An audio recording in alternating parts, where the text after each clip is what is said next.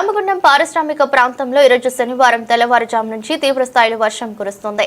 అయినప్పటికీ శాసనసభ్యులు రాజ్ ఠాకూర్, మకాన్ సింగ్ అధికారులు పార్టీ శ్రేణులతో కలిసి లోతట్టు ప్రాంతాలకు స్వయంగా వెళ్లి అక్కడి పరిస్థితులను పరిశీలించారు.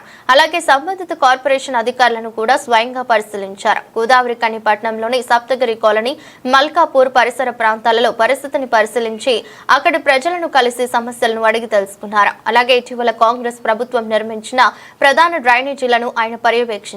ఎప్పటికప్పుడు వరద నీరు మురికి కాలువల నుంచి వెళ్తుండటంతో లోతట్టు ప్రాంతాలకు ఎలాంటి ప్రమాదం లేదని పేర్కొన్నారు.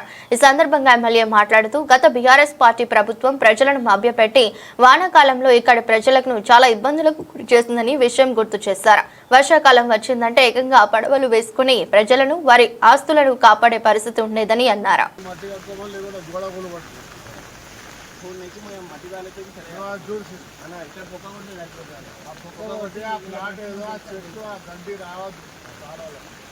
మట్టి ఒకసారి వచ్చి గోడ తినేస్తుంది.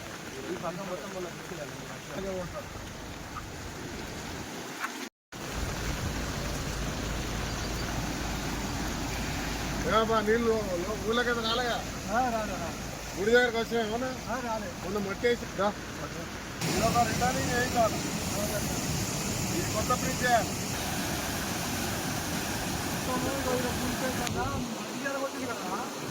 హెవీ లోడ్ పనులు